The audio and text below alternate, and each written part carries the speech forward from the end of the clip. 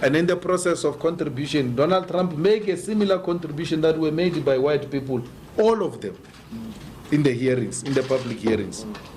Donald Trump is not saying anything we have not heard from white people in all the hearings. I even commented and said, I'm still to meet a white person who support expropriation of land without compensation. So why are you shocked? I see leaders of the EFF and everybody responding to Donald Trump. I don't have time for nonsense. I expected this. And more backlash is going to come.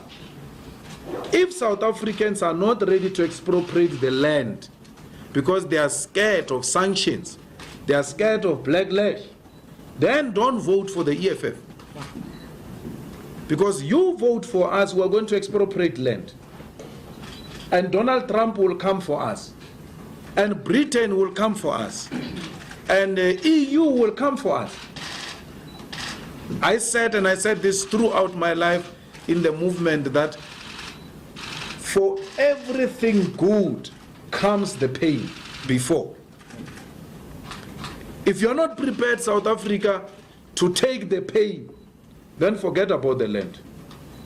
Donald Trump has not said anything extreme. Things are still going to come. I hope the Zuma group in the ANC, which is supporting this thing, they know the consequences. We know the consequences. We know that the first response will be killing. They will kill us for that. So we know that death is the first price we are prepared to pay. The second price we are prepared to pay for this land is poverty. They will close taps. But if there is a conviction, and not sloganeering and public opinions, then we must be prepared for everything. It's a war. We must be prepared for Donald Trump and all of them. We're not scared of them. We remain unshaken. Actually, we are more determined after the Donald Trump tweet to expropriate our land without compensation. There is no white genocide here. It's an absolute rubbish to say there is white genocide. There is black genocide in the USA. They are killing black people in the USA. There is black genocide here in South Africa. Black people are being killed all the time. A farmer has been sentenced to life now recently for having killed a farm worker. Imagine if it was a black person sent life for having killed a white person.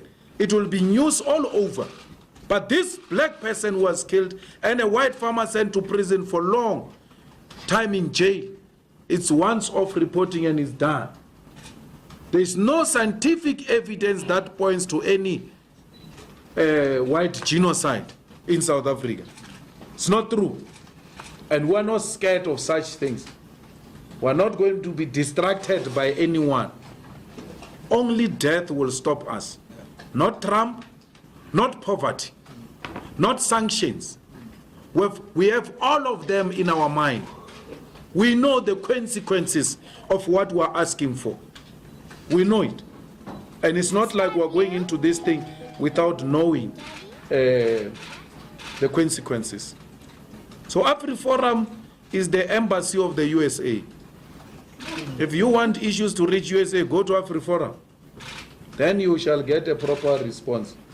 But otherwise, AfriForum is nothing to us. We're not scared of AfriForum. We're continuing business as usual. Not that we're not these Twitter revolutionaries who say all sorts of things about Donald Trump. If you had to say to them, all of them, let's go to the US embassy, none of them will come. They tweet from their comfort beds with bed heaters. So we are on the streets. We're fighting this thing on the streets. We are on the picket lines. That's why we're not shaken. We know this is what people want. And if there is anyone who's in this thing without knowing the consequences, then you are in the wrong place. Do you have any African news tips? Let us know in the comments below. Thanks for watching, and please subscribe to get the latest African news.